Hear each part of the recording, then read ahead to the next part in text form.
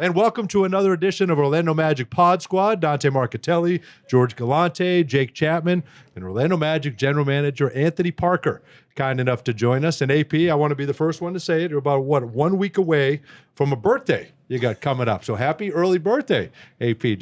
What would be the ideal thing for you? With all this madness you got going on with the draft and all that, what would be the ideal birthday? Well, you understand this. You just want to have a day that just to yourself, to not do anything, just no dinner, no nothing, just lay around the house, not do anything.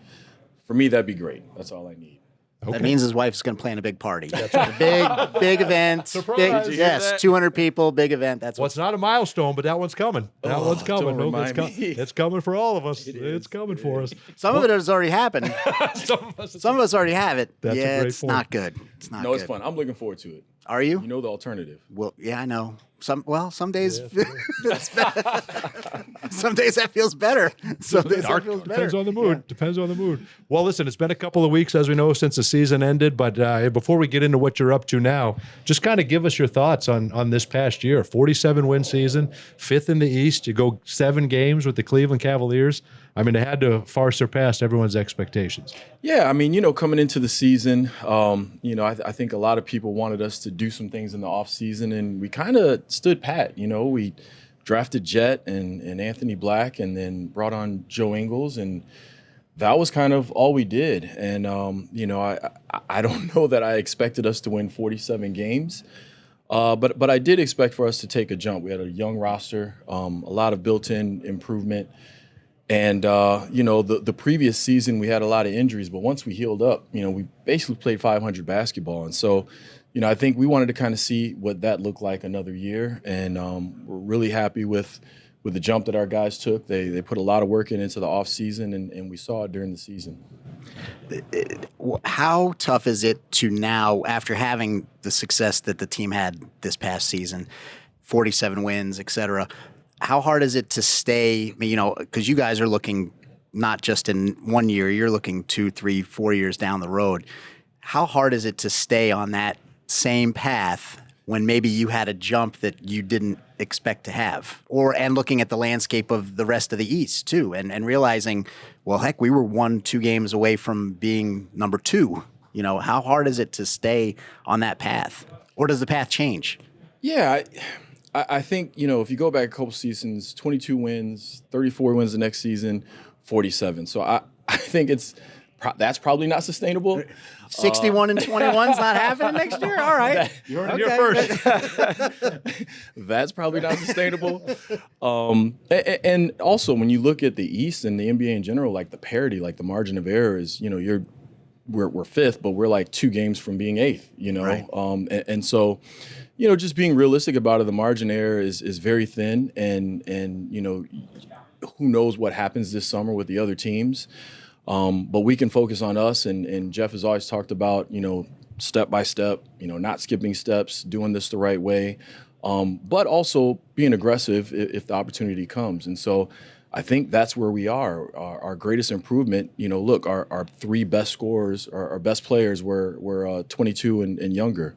So we still, those guys have time to continue to grow, and we still don't fully know what our team and our best players are going to look like. And I think, we'll continue to try to do the right things, be aggressive when it's necessary, but also not at the expense of our ceiling and what we could ultimately be as a team. Kind of along those same lines, AP, as you approach the offseason with 7 games in the postseason against the Cavaliers kind of in the rear view, is it tempting to just dive into those 7 games and sort of let it kind of, I guess, overshadow the 82-game season that preceded it? I would imagine as you look at the postseason appearance and you think about what's moving forward, it's really tempting to say we got to beat the Cavs or we need to be better than we were for those 7 games, whereas there's a whole bunch of data that probably plays in as well. No question. I think, you do learn a lot in the playoffs, especially with that Cleveland team, and kind of our strength as a team was getting to the rim with our size and our athleticism. Them having those 2 big guys around the rim, I think that was fun. But at the same time, you got to look at the entire season. And it's interesting to look at the playoffs now. And as teams kind of progress, so much depends on matchups. And so a lot of it is just making sure that you have the versatility defensively and offensively to try to, go against whatever matchup you might have. And so that's really the focus. It's not overreacting to the Cleveland series. It's not overreacting to any one part of the season. It's just continuing to try to build this thing the right way. I think back to your first postseason appearance, right? You're with Toronto back in '08. You make it to the postseason. What for these guys on this team that never made it before? Like, what opened your eyes and that those guys might be going through that you remember? I got to think there's a burning hunger now to make you want to get back once you get there for the first time. Well, our guys were hungry, the previous season. They wanted they wanted to make the playoffs, and we're a little more cautious, and we're like, hey, one season, one thing at a time. But I think you realize before the playoffs that every season has a life of its own, just like every game has a life of its own. And so nothing you've done previously makes anything guaranteed going forward. And so our guys are going to put in the work. But I remember when I was with the Raptors, walking into the arena and all the shirts are one color. Right, and you just have a different feel. Like, it's not regular season anymore. There's a little buzz in the air. And I think our guys experienced that in Cleveland as well. It's a great fan base there, great fans, and there's a buzz in the building. And I think it was such a wonderful experience for our team to just go in there, not only, make the playoffs, but experience a Game 7, and all that went into that. So it was a great experience for our guys, and it is one of those things that's like, okay, yeah, like, we got a taste of that. We want more. The other thing that everybody got to experience was on the flip side of it. You're saying that how they experienced things on the road in Game 1, and holy crap. Well, they experienced what the Kia Center can be like. Amazing. And this town can be like when the team is doing well. I mean, what were your thoughts of just the fans and everybody around town? It was very exciting. Yeah, and before you get to the playoffs, all season, right. It's not a coincidence that one of the younger rosters in the league had one of the better records at home, largely because of the fans and the support we got all year. It was an amazing environment, and the fans were great. And I knew when we were in Cleveland, I was looking around like, okay, this is fun. Let's see what we got. And man, when we came home, like, you could just see the energy of the players and every play, and just it was electric. And so it was something that I've been here for a couple of years now and was waiting to experience, and I know our young team was too. And hopefully, teams start to look at us as like, no, that's a tough place to win. And I think that's the reputation we're starting to get around the league. Yeah, I didn't think it could get as loud as it did. Because we've been here for a while, and I always have affinity to the old building because I felt it was louder and the aesthetics and everything else. Right. And I was like, Kia Center can't, it's loud, but it's not. But that place was jumping. It was really, really something. It was really something. There's a lot of pent-up energy in that building. Is that what it is? It's been building. That's what it is. Bubbling. That's right. For a while. What's the message to the guys? Obviously, each guy has a cater to message as they leave after that Game 7. But after surpassing expectations virtually all season, just kind of from 30,000 feet, what'd you guys tell the guys as they left? Yeah, no, I think it's something that you have to enjoy. I mean, this thing goes so fast, and you have to take time to enjoy all of the wins along the way. That being said, again, going back to the margin of error across the NBA, but in our conference as well, nothing is guaranteed. And so, our guys know the work that they're going to continue to put in. Coach Mosley and his staff have done an unbelievable job of just creating a culture of work and working every day, but also having fun. If you watch our guys play, they enjoy playing with each other. They enjoy playing for each other. They enjoy playing for the fans. And mostly they enjoy playing for Coach Mosley. And so you see a group of guys that are tied together that come in here and work every day. And we saw a lot of the results on the last season. But we're still young and we still have a long way to go. And that's where I think most of our improvement is kind of baked in, is in our youth. You said you've been here for a few years, but this was your first year in this capacity, right? First full season as general manager. What changed for you in this role, and what was this year like for you personally? It was an unbelievable role. Jeff Weltman, John Hammond, and our whole group have been unbelievable to me. It's a huge learning experience and one that I'm grateful for.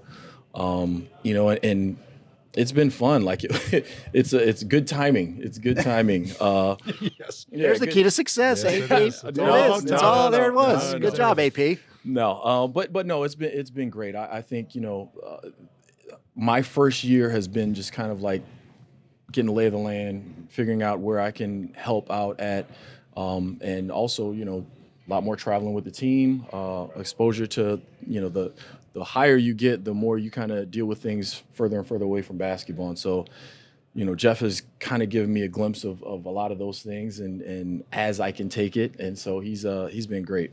Do you like that? Do you like that the higher you get, the further away you get from basketball? Or are there things you give and take? Well, I think it's different for each person. I enjoy it. Like, I enjoy all that comes along with it. It's just the opportunity to continue to grow. And if you're just a basketball person, then maybe you won't enjoy aspects of negotiation or, budget or all of the things that come along with it. But I do enjoy it. But it is a lot more than whatever you think goes into it. It's a lot more than that, which I've learned. Where does this podcast fall in your duties? In your general I mean, Other right now duties it's right as at the a top. sign? Is Yeah. it I right mean, at he the did top? it before. It's not That's like right, he's a that's stranger It's to not the brave. podcast. Hanging out with you guys, like, This should be a highlight, I would That think, should right? be. That's I a don't believe no-brainer. Should be baked in. Should be baked great. in monthly at least. Now listen, George and I watched enough summer league to know that some of these workouts can be tough during the year. But you've got a lot of guys that come in that everybody's trying to make the NBA. There's not enough spots for everybody. So just give us your assessment as you weigh who to bring in, what you have them do while they're here, and kind of what the last 3 weeks have been like and what the next 3 weeks will be like leading up to the draft. Yeah, well, first of all, the draft process is unlike any other process you'll right. go through. I remember going through it as a player, and it's tough. You're like, every other day you're going to a new city, you're getting to learn a new group of people, and they're putting you through their version of whatever their workouts, their personality assessments. Like, it's tough, and you got to be on the whole time. So I just enjoy meeting all of these young men representing themselves well. Like, it's really, now that I have kids around their age, Think about it's that. even That's more something. remarkable. I know Yeah, it. it's even more remarkable. But for us, it's just another piece of the puzzle of getting to know a new class each year. And it's one of the most important times because for the first time, you get to actually sit down, talk with them, meet them, and put them through whatever, each team decides to do.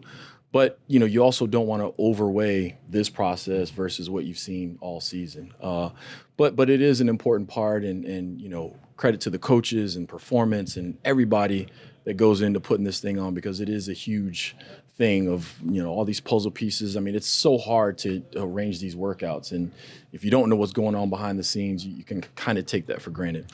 How's the process changed as far as from a basketball operations standpoint with the international explosion? I mean, I don't think anybody could speak better than you to where the game is, where the talent's coming from. Half of the top 10 could be international this year, probably the second straight year we've had an international top pick.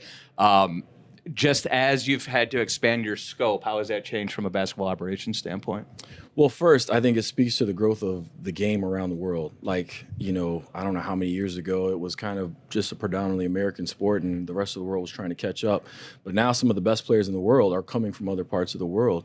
And so that's amazing. The game itself, the international game and the American game used to be kind of further apart, and they've kind of come closer and closer together, which has kind of changed the type of players that you go after, and so that's been exciting. But other than having more of an international presence and more scouting and maybe more trips overseas, I think the process overall is pretty much the same. AP, how will this draft be different than, say, last year or the year before, knowing that we're 18? I mean, that's obviously it's different than having the number one pick. Number one, you have the pick of the litter. Does that just mean more hours in the room with your scouts to determine, all right, this is our, I mean, what's the grouping you go into the draft with? Do you have to narrow it down to 5 guys when you're at 18? Do you narrow it down to 10 guys? Like, what do you do? Because there's so much unknown before it gets to us at 18. Yeah, there's a lot unknown, but each year, we try to go in and do the whole draft, because you never know. Draft day, you might make a trade, you might move back, you might move up, so you have to be prepared for all of those different scenarios. But it is a challenge, not in that we meet longer or do anything more. It's more that we talked about the draft process. We're 18 now. We're a young team. We have a lot of young players at a lot of different positions. So a lot of players, it's tough to get more players to come in because of the success we've had, and maybe it's harder for them to see a path on the roster. So that's probably been the biggest change from previous years. But as far as the work, Mr. Weltman, we're going to do the work. We're going to look at it from every angle, and our scouts have done an amazing It's a job. lot of all angles, year. by the way. It's a lot It's a of lot of angles. angles. A lot of angles. Mr. Weltman too. I like that. Very nice. Well, Mr. Weltman, anyway. No, but we do the work, and all of that remains the same. And oh, by the way, let's mix in that you get free agency coming around the corner, right? I mean, it's all coming at you at once, which has got to be kind of a crazy time of the year. How do you view that? Obviously, you've got decisions to make about players that you have been on the roster the last couple of years, what you're going to do outside of here. I fully don't expect you to drop the names of who you're going to sign, but what's your approach as you go into free agency? Not only with your guys, but who else might If be? you want to drop the names, go. And if you want to, we won't stop you. No, I think, over 3 seasons ago, when we pushed the reset button, the hope was to try to build this into a place where players want to come, and this is a free agency destination. And I think, we're doing that because of this amazing facility that we sit in right now, because of the job Coach Mosley and his staff have done, and the success that our young team has had. Oh, by the way, the amazing weather and the tax-free situation. So I think we've done that, and by and large, I hope to be in a lot of conversations that several years ago we weren't able to be a part of. Are you hearing that? Is there a buzz from other teams and players about what you've done here? We're not only with the success on the court, but the building and what is happening here in Central Florida. Yeah, I think you hear people that talk about the game, whether they're in other organizations or on TV, talk about the growth of the team and the exciting direction. Obviously, we know internally, Coach Mosley, Jeff Weltman, our players would be the first to tell you we haven't done what we want to do yet. We haven't arrived. Celebrating the progress and everything, but we're not done, and we want to continue to get better. And so we are all individually doing our work, the players, coaches, and the front office staff as well. I kind of wish free agency and the draft was flip-flopped. Agency first. I would like to Okay. see what it looks like if free agency happened first, and then you had your. I mean, I know it's not going to happen. This is just things I think about when I'm sitting around. Make that Mind of pitch. George. Well, listen, it starts with draft is 2 nights now, so maybe next night we flip. What do you think about that, AP? That the draft is 2 nights. I have my opinion. I know you have your opinion. It's thumbs and I can't down, wait by have the an way. idea of George's opinion. Anything with change, George is thumbs No, down. I don't. I don't. He's An thumbs extra down. day of work during the summer. Yeah, you're right. Wednesday. That's an extra day. Now of I work gotta during come the in summer. 2 days. That's 2 days. Yeah, now. yeah. Wear pants. 2 Well, days. It's kind of they pitch it as a mad scramble Yeah. in the second round, and now maybe you have time to collect yourself a little bit. I don't know. I want to experience it first before I say, what I feel about He it. doesn't like it either. No. I do No, see the I'm kidding. positives. Just smart. Which is- Yeah, no, I do see the positives. It's an extra day, sorry, George, but It's okay. I do All right. see the positives, and I just want to experience it. I remember when I was with the G League team, and they put in a rule where you're only going to shoot 1 free throw that could be worth 2 points. Yes, to right. try to speed the game up, right? Also dumb. Also dumb, which I thought. I was like, this is a dumb But when rule. you're sitting there, it's pretty cool. And I was like, Yeah. this actually makes sense. Like, Yeah, I like as I experienced it, like I get it, and so I'm taking the same approach with it. You know what's not dumb? fair enough. What? Getting in and out of there in 90 minutes. Exactly. That's Start to also true. That is That's not also dumb. true. Yeah, That's very great point. true. I want to All ask right. you about free agency and free agent destinations and kind of how it's changed since you played. It feels like back then there were 3 or 4 markets that everybody said this is where everybody wants to go.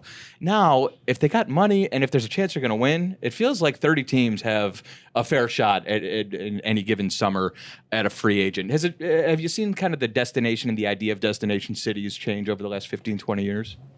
Yeah, I think there is some. I mean, it starts with winning, right? Like most players, we're talking about like have a certain amount of money where that's kind of all they can make, right? And so all of that is equal.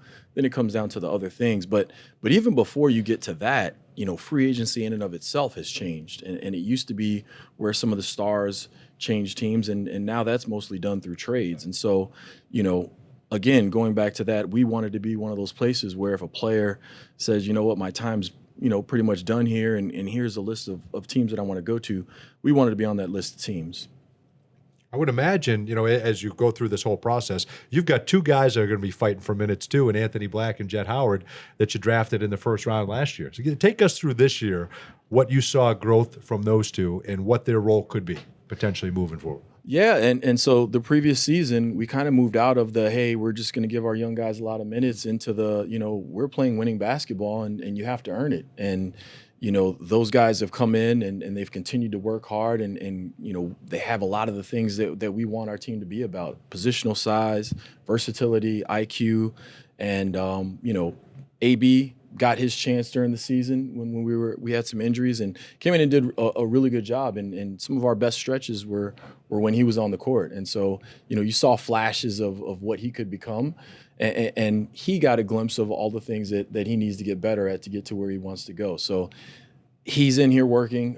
Jet Howard, same thing. Like he played in Osceola. And we said, hey, here's the things that we feel like you need to work on to become the player you want to be. And to his credit, he took on the challenge, and you saw him get better over the course of the season. You saw his confidence grow. You saw how he played start to line up with what we wanted to see from him.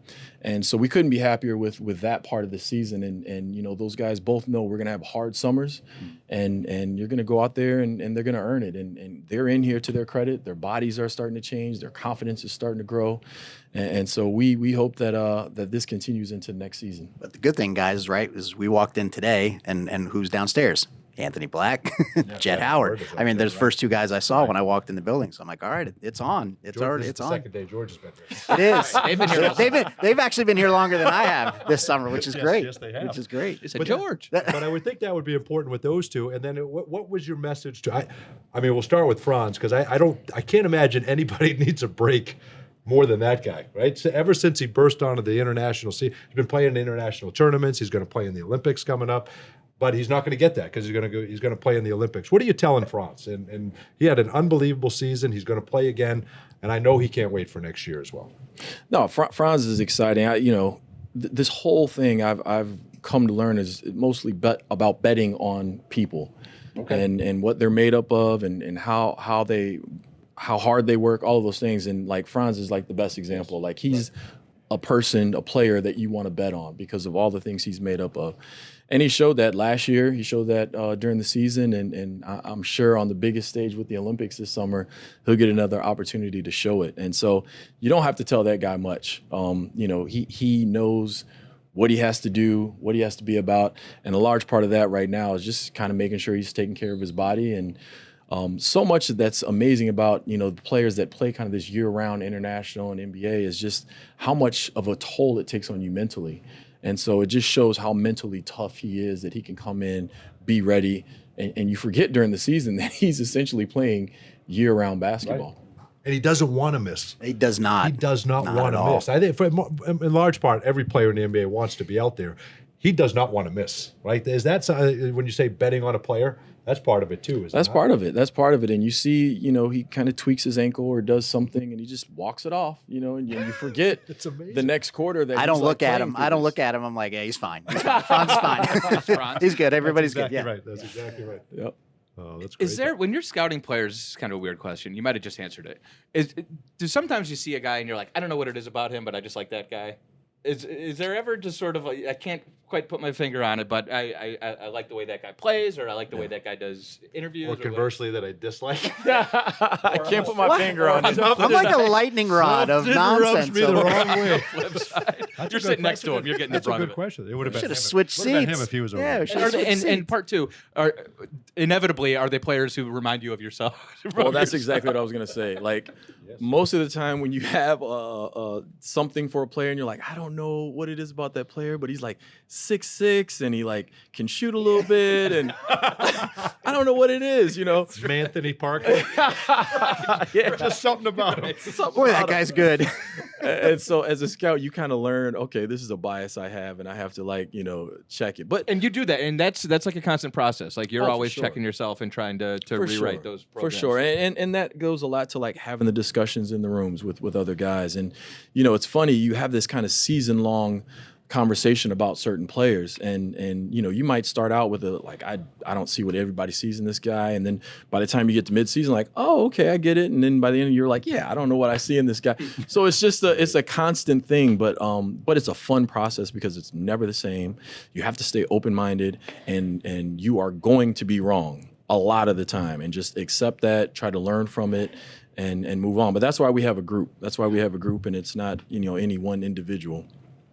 I was going to say, let's go to the fan questions. Do we want to go to the fan we questions can, now? we can do that. I want to ask one more question yeah. about that, because since you mentioned yourself, career 40% three-point shooter. That's right? pretty good. The three-point shooting, I know, is something that we're addressing, and we want it to get better. It can come internally. You can attack it a number of different ways. How critical is the three-point shooting and just taking a leap in that area? I thought he was going to say, can you give us like 12 minutes a night? I thought we were going there. Hey, Pete, can you get in shape, Part give us B. 12 minutes a night? Can you just give us 12 minutes? Just sit in the corner. You might remember about a year and a half ago, I tried to go back on the court. remember that. And it didn't work out so well. That's right. I ended up in a boot for like a couple months. Yeah, so Yes. Yeah, we That don't want answers that. that. We don't want that. We don't want that. we don't No, want we that. don't want that. I know I don't want that True, anymore. true.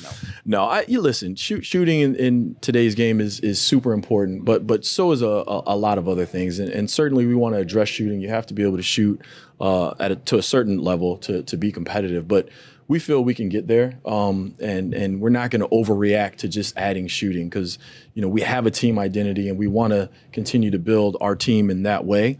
And anybody you bring on the team, you're going to have to address certain things, and you're going to have to sacrifice others. And it's just like, what can we sacrifice and where, and how do we continue to move this roster forward? So the shooting thing, yes, we'll have some level of internal growth. You saw the jump that Paolo took, that Jalen took. There's going to be some internal growth baked in. But also, we want to continue to add to how we play and how we get our advantage night in and night out. You mentioned betting on a player. I mean, Paolo and Jalen, you said it right there. I mean, you see the way they work and what those guys put into it. You had to have been happy with their second and third year with those two guys. Yes. Again, this was Jalen's first summer that he really got to fully, dedicate to getting better. He's going through injuries and everything. And so you saw the result of that, and credit to him for putting in the work every day. You saw Jet and AB when you walked in. That was Jalen last summer. Paolo the same way. He went through his rookie season, and he's like, okay, there's something about kind of getting in all these gyms and playing against these guys for one time and understanding the schedule and how rigorous it is and how tough it is and how you need to take care of your body. That second season, you kind of go into knowing a little bit more about what you have to be about. And Paolo was great in the biggest moments. And I think that's what's kind of separated him from a lot of other people. What do you think his summer looks like, AP? Like, obviously, he's not going to be on, there's a possibility that a couple of those guys drop off Team USA and maybe he gets added on. But he's going to have a summer to kind of sit back and relax and just work on himself. What do you think his summer is going to look like? Yeah, that's what it's going to be about. I think Paolo is you experience the playoffs like that, and you go to Game 7 and all of the things, even the last regular season game against Milwaukee, like all of the big moments that you can take from this year and say, okay, that was great. We want more. And Paolo's at the front of that line in terms of wanting more and wanting us to kind of take a step forward and see what we can do next. All right, we got some fan questions. We went to social media. We got some hard-hitting fan questions. You've already actually touched on a couple of them. Yeah, I've hit a couple of them. Yeah. Jets or Jet. Well, I like this maybe, first those one because guys. it comes from, I don't know if I'm saying it right, it comes from Dave Bench. Is that how you say that? It could be Bench. It could be Bench. Benkis. Benkis? How do you say, like, how is that How do you pronounced? say that? Yeah, I think it's Benkis? Benkis. Yeah. He's a fan. He wants to know, at what age did Candace beat you at one-on-one? Oh, that came from Dave. Aha. Is that really from Dave Bench? Oh, I love it.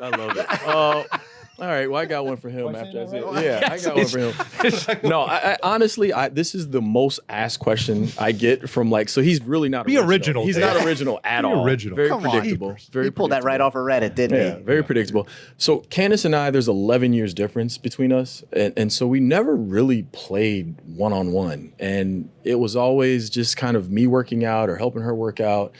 And probably by design on my part. It's a lose-lose man. situation, right? Let's just do shooting drills. Yeah, I beat her in pig. But, Okay, all right, there you go. No, I'm kidding. No, but we just never really we played 3-on-3 on the same team, and we've done some of that stuff. But and then I got to the age where no, it's not very smart of me to get on the court. Right, with you're going to her. end up in a boot again.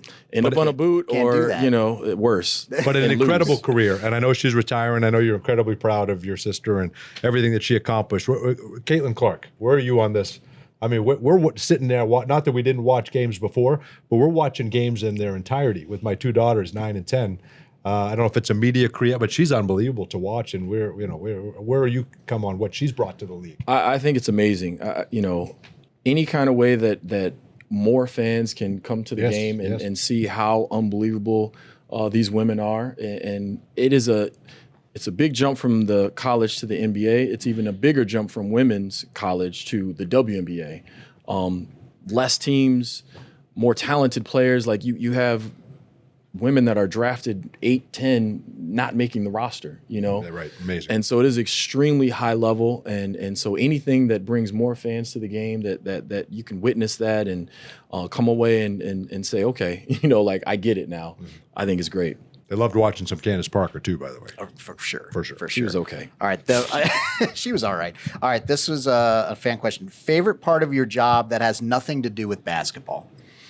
Nothing to do with basketball. Nothing to do with basketball. So as a person, and I imagine most people are like this, I love to travel. Right. I love going to new places, and I love running into people that I have some level of history with, whether I played with them, they've coached me, or basketball is a small world. And so to me, I love that part of what I do, is that I always get to travel. I get to run into people that I know, and we end up in dinners or whatever and reminiscing about old times. And so that's part of the job that I love. Interesting. So it's not full staff meetings or Podcasts, interviews. Spending time with no. Okay, fair enough. Good George. answer. Probably a better answer. I just snuck a peek, and I wanted to ask this one before when we were talking about Paolo. Was there a moment early on, maybe in Paolo's rookie season or just in his career, where you knew, like, wow, this dude's got something a little bit different, maybe an extra gear?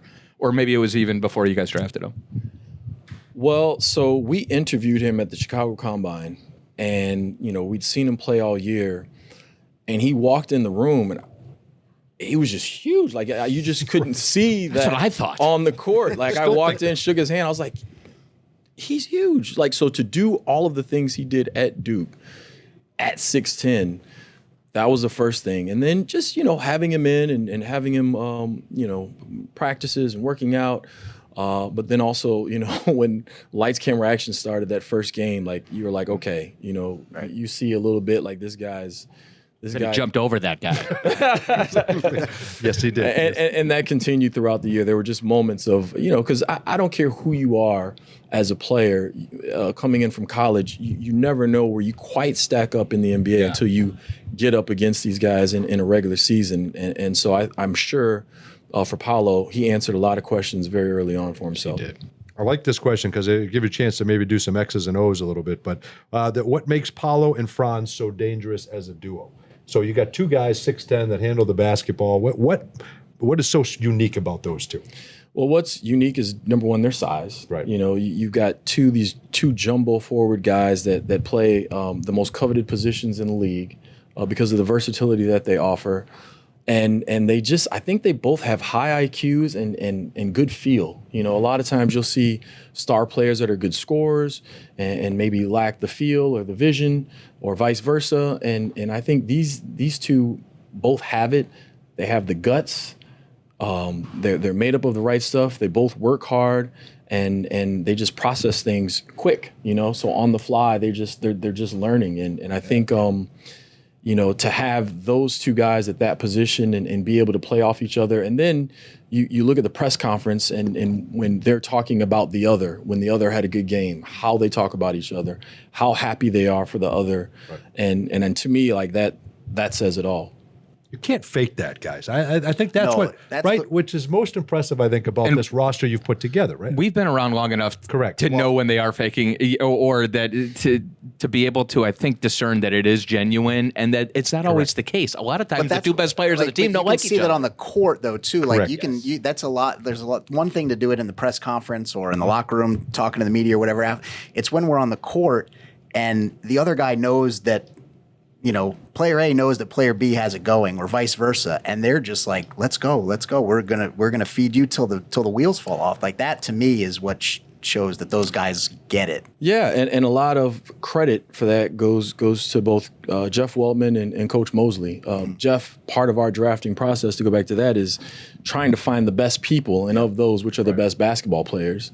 And then the other part is Coach Mosley putting together a culture of young players that's really hard to do. Yeah. Really hard to do when all these players are trying to find their path in themselves and their game. To cheer for the person next to them, and you see that not just last season, but even in a lot of the seasons prior, where we weren't getting a lot of the W's. You still saw it during those times.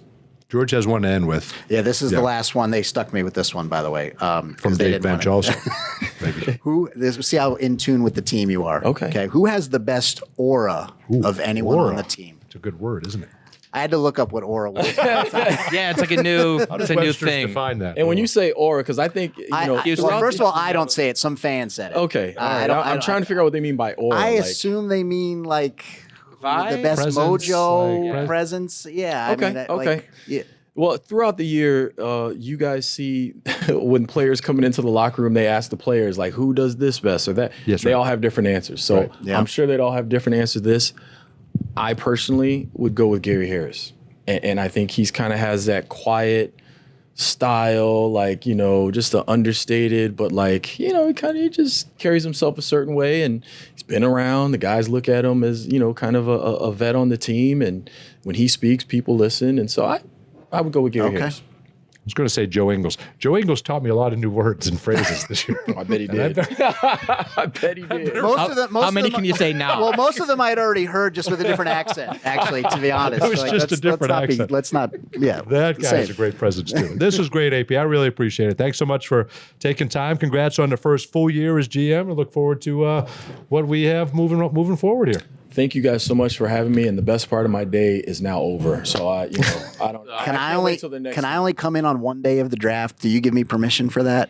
No. do whatever you want. Oh, well, I see. You've been here a lot longer than me. Why don't you let Yeah, why don't you let them handle the picks and you come Friday? Okay. I'll see you guys on Friday after the draft. You guys come All in. right. Yeah, and if you need any help, we're around. So you can just give us a call. Dante's That'll got do his it for big this board. installment of Magic Pod Squad.